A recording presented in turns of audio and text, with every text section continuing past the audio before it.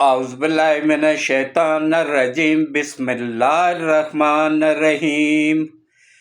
اللہ کے بابرکت نام سے شروع کرتا ہوں جو دلوں کے حال بہتر جانتا ہے۔ میری طرف سے دیکھتی آنکھوں سنتے کانوں سب کو السلام علیکم ورحمۃ اللہ وبرکاتہ۔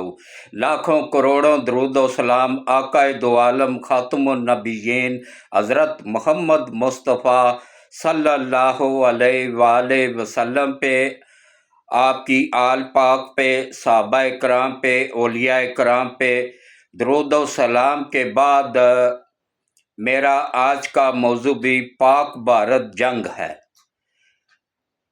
انڈیا نے ناحق جنگ پاکستان پہ مسلط کی ہے عالمی طاقتوں کی مدد کے ساتھ، لیکن اس کو یہ نہیں پتا تھا کہ اب پاکستان کی کمانڈ کون کر رہا ہے۔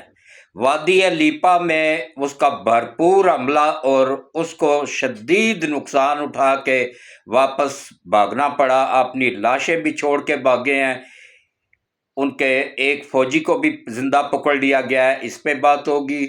اور اس کے بعد چین اچانک بھرپور طریقے سے چین کی انٹری ہوئی ہے اور چین نے ہلا کے رکھ دیا ہے پوری دنیا کو۔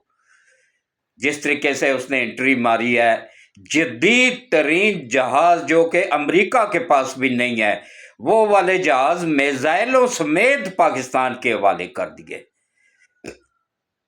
اس کے علاوہ کتنی تعداد میں کہاں کہاں پہ لگایا گیا ہے ان کو، اور اس کے علاوہ پاکستان اور انڈیا میں دفاعی معاہدہ۔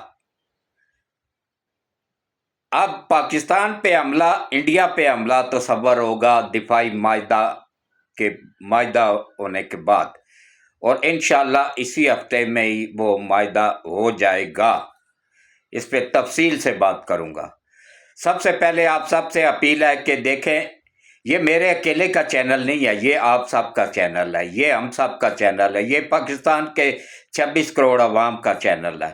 جن جن لوگوں نے کل چینل کو سبسکرائب کیا، میں تہ دل سے ان کا شکر گزار ہوں، اور اپیل کرتا ہوں کہ جنہوں نے چینل کو سبسکرائب کیا، اللہ ان کی دنیا اور آخرت دونوں بہتر کر دے، جنہوں نے نہیں کیا اللہ ان کی بھی دنیا اور آخرت بہتر کر دے، آمین ثم آمین۔ تو سب سے پہلے ایک حدیث بیان کر دیتا ہوں، اس کے بعد پھر سیاسی موضوع پہ آتا ہوں۔ ہر مرتبہ میں ایک حدیث بیان کیا کروں گا انشاءاللہ، کوشش پوری ہوگی، جس دن بھول جاؤں تو معذرت۔ دیکھیں، ہم شہروں میں ہمیشہ رزق کی قلت میں مبتلا کیوں ہوتے ہیں، اور دیہاتی لوگ ہمیشہ ان کے وہ بڑولے جو بنے ہوتے ہیں نا سٹیل کے، وہ بھرے ہوئے ہوتے ہیں گندم سے، مکئی سے، باجرے سے، کبھی ان کے گھر میں رزق کی کمی نہیں ہوئی ہے۔ وجہ کیا ہے؟ تو جناب وجہ یہ ہے کہ نبی پاک صلی اللہ علیہ وآلہ وسلم کا فرمان ہے کہ رات کو جلدی سو جاؤ اور صبح جلدی اٹھو۔ رات کو جلدی سونے کا یہ فائدہ ہوتا ہے کہ ہمارا جو اندر دفاعی نظام ہے نا، وہ اس کو ریسٹ چاہیے ہوتی ہے، اور اس کے اندر سے صفائی، جیسے گھر خالی ہوتا ہے تو گھر کی صفائی آسانی سے ہو جاتی ہے نا، تو جب جسم سے روح نکل جاتی ہے نا تو جسم کا سسٹم ایک ایکٹیو ہو جاتا ہے، وہ جسم کی صفائی کر دیتا ہے۔ یہ بیماریاں آج کل پہلے وقتوں میں کیوں نہیں تھی؟ جلدی لوگ سوتے تھے، صبح جلدی اٹھتے تھے۔ تو ہم رات کو دیر سے سوتے ہیں، اچھا وہ سسٹم ایکٹیو ہوتا ہے 11 بجے اور نان ایکٹیو ہو جاتا ہے 3 بجے، مطلب عین نماز کے ٹائم سے پہلے، تہجد کے ٹائم سے پہلے وہ سو جاتا ہے، ایکٹیو ہو جاتا ہے رات کو 11 بجے۔ 11 بجے سے لے کے تو رات 3 بجے تک وہ جسم کی صفائی کر کے دوبارہ سو جاتا ہے۔ تو ہم نے اس سسٹم کو ہی سلا دیا ہے، ایکٹیو ہونے سے روک دیا ہے، کیونکہ ہم 11 اور 3 کے درمیان جاگ رہے ہوتے ہیں۔ ایک دن ہو گیا، 2 دن ہو گئے، 3 دن وہ کہتے ہیں دفع کرو جی، ان کو ضرورت ہی نہیں ہے۔ تو جلدی سوئیں، صبح جلدی اٹھیں۔ صبح کے وقت رزق تقسیم ہوتا ہے، جب رزق تقسیم کرنے والے فرشتے آتے ہیں تو ہم ٹانگیں کھڑی کر کے، ٹانگیں پھیلا کے سو رہے ہوتے ہیں، وہ ہماری طرف سے منہ پھیر کے نکل جاتے ہیں۔ یہی وجہ ہے کہ دیہاتوں میں رزق کی کمی نہیں ہوتی ہے اور شہروں میں ہم رزق کے لیے ترس رہے ہوتے ہیں۔ تو جلدی سوئیں اور صبح جلدی اٹھیں، فجر پڑھیں، اس کے بعد قرآن کی تلاوت کر لیا کریں، ذکر اذکار کر لیا کریں، سویا نہ کریں دوبارہ۔ تو دیکھیں جناب، وادی لیپا میں انڈیا، اسرائیل اور امریکہ تینوں ممالک نے مل کے بھرپور حملہ کیا تھا، اتنا شدید حملہ تھا نا کہ ان کو یقین تھا کہ ہم بس پہنچ جائیں گے آگے تک، کشمیر ہمارا ہو جائے گا، کشمیر کو ہم آزاد کروا لیں گے۔ لیکن اللہ کی مدد حاصل تھی پاک افواج کو اور حافظ سید اعظم منیر کو، کیونکہ یہ علی اور فاطمہ کی اولاد ہے، شاہ شمس تبریز کی نسل ہے، اور میرے نبی پاک صلی اللہ علیہ وآلہ وسلم کا فرمان ہے کہ میری نسل فاطمہ سے چلے گی، فاطمہ کی اولاد ہی میری اولاد ہوگی۔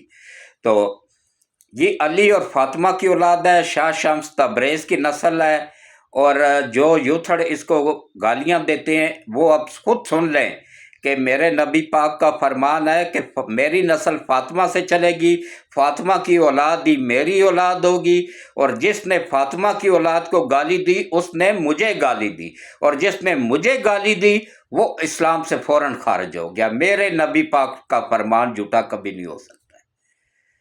تو اب آپ لوگ دیکھ لیں، جو صبح سے شام تک قوم یوتھڑ گالیاں دیتی ہے آرمی چیف کو نا، ان کے نکاح بھی ٹوٹ چکے ہیں، اسلام سے بھی خارج ہو چکے ہیں، قادیوڑے تو پہلے اس کے ہی کافر تھے، یہ بھی ہو چکے ہیں۔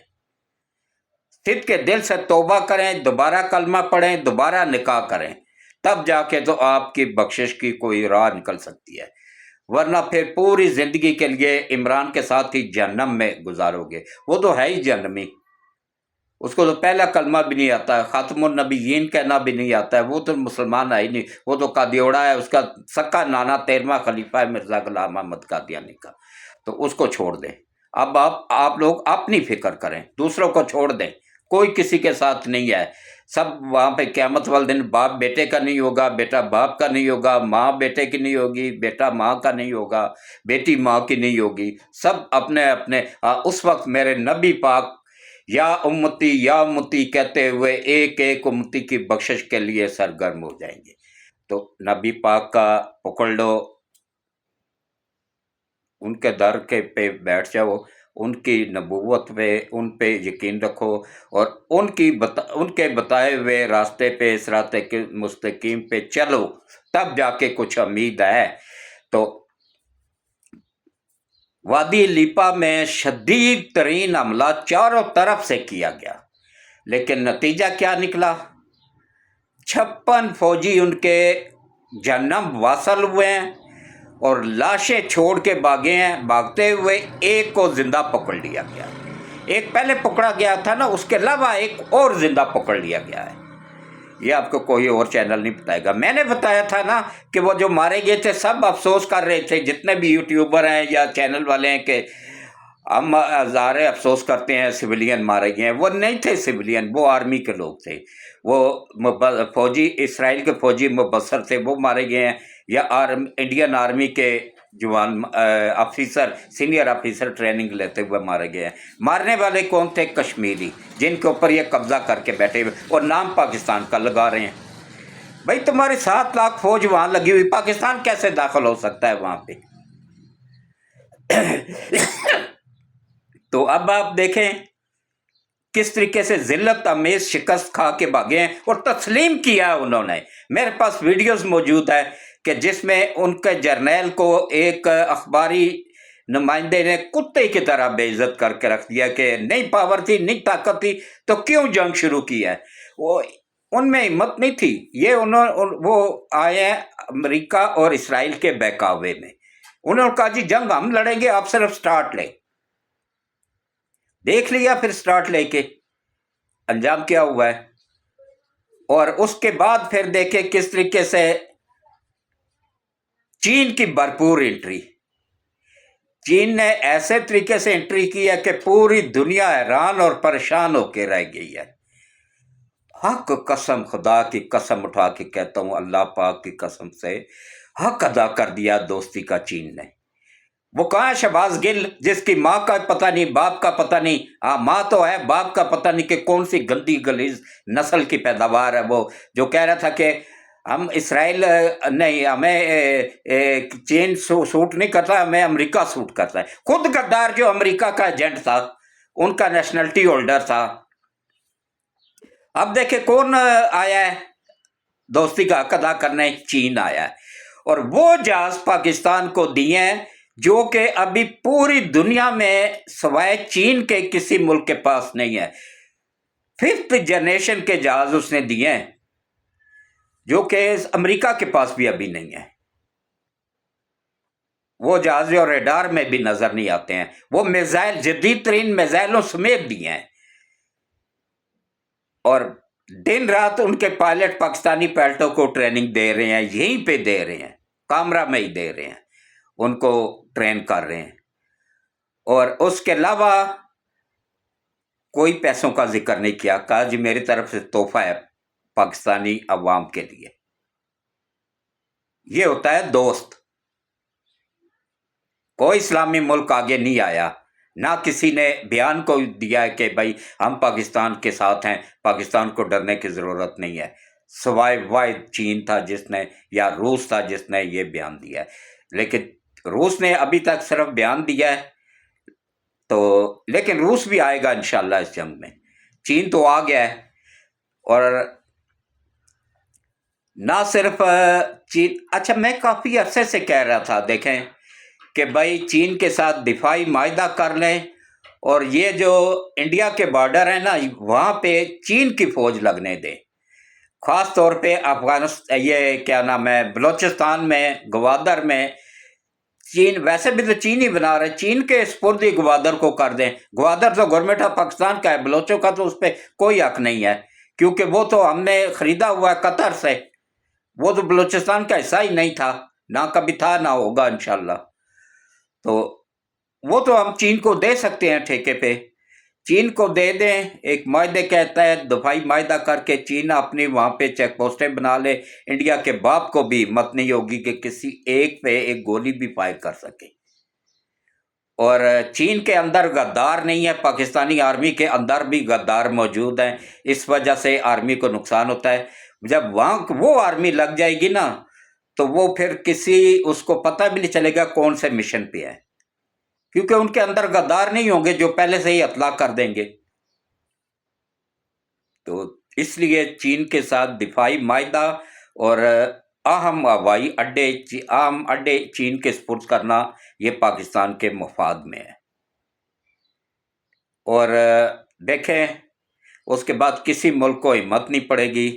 बलूचिस्तान में देखें अमन हो गया ना, वो मारंग लांगू गलीज औरत गिरफ्तार हुई है, ये अख्तर मैंगल गद्दार गिरफ्तार हुआ है, और वो जो कौमी असम्बली में चादर मार के बैठा हुआ आजकल चमचा बना हुआ पीटीआई का, वो भी गद्दार है। ये चंद एक बलोच जो है ना सरदार, ये गद्दार हैं। ये आम बलोचों को देखे डबल मिलते हैं पैसे। किस तरीके से डबल मिलते हैं कि एक तो जो चारों सूबों में तकसीम होता है ना फंड, वो भी मिलता है उनको, और उसके अलावा सिंध और केपीके को एक्स्ट्रा पैसे भी मिलते हैं। ना सॉरी, सिंध को नहीं, बलूचिस्तान और केपीके को एक्स्ट्रा पेमेंट भी मिलती है, खरबों में होती है। वो कैसे मिलती है? केपीके को मिलती है जनाब बिजली की मद में, और बलूचिस्तान को मिलती है गैस की मद में। वो ये गद्दार वहाँ पे गद्दार पीटीआई के लीडर खा रहे हैं, और यहाँ पे गद्दार सरदार खा रहे हैं बलूचिस्तान में। अवाम को कुछ नहीं मिल रहा, अवाम में एहसास महरूमी बढ़ रहा है। तो कोशिश करनी चाहिए गवर्नमेंट को कि इन गद्दार सरदारों को अंजाम तक पहुँचाएँ। कितने 1200-1300 लटका दें, इनको जन्म हासिल करें, जाएं, या इंडिया में ही चले जाएं, दफा हो जाएं, निकले यहाँ से। पोस्टें देखें, गद्दार पीटीआई के गद्दार मीडिया पोस्टें लगा रहा है इंडिया की हिमायत में। ये किसी हिंदू की नस्ल है। ये गंदी नस्ल जो है ना, ये हिंदुओं की नस्ल हो सकती है। आसम मनीर के खिलाफ पोस्टें लगा रहे हैं, फौज के खिलाफ पोस्टें लगा रहे हैं, पाकिस्तान के खिलाफ पोस्टें लगा रहे हैं। ये मैं कब से कह रहा था ना कि ये सियासी जमात नहीं है, ये एक फितना है, और फितने को कुचल देना ही बेहतर होता है।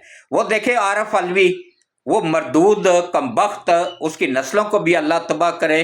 وہ نعوذ باللہ کہہ رہا ہے کہ عمران خان پاپولرٹی میں پیغمبروں کو بھی پیچھے چھوڑ گیا ہے، اور لعنت تیری نسل پہ اور تیرے شجرہ جہاں تک ہے تیرا شجرہ اس سب پہ لعنت۔ تو اس کے ساتھ ہی میں اجازت چاہوں گا اور کوشش کروں گا کہ اچھی نیک اچھی صورتحال پیدا ہو جائے، جنگ نہ ہی ہو۔ جنگ کسی بھی اس کا انجام ہمیشہ برائی ہوتا ہے، ادھر سے مارے جائیں تو ہمیں کوئی دکھ نہیں ہے کیونکہ وہ تو ہے ہی کافر ہیں، ادھر سے ایک بھی مارا جائے تو ہمیں افسوس ہوتا ہے۔ گو کہ وہ شہید ہو جاتے ہیں، دنیا سے چلے جاتے ہیں، وہ ابدی زندگی کی طرف چلے جاتے ہیں، شہید کا درجہ سب سے اعلیٰ ہوتا ہے۔ تو اس کے ساتھ ہی میں اجازت چاہوں گا، اللہ حافظ۔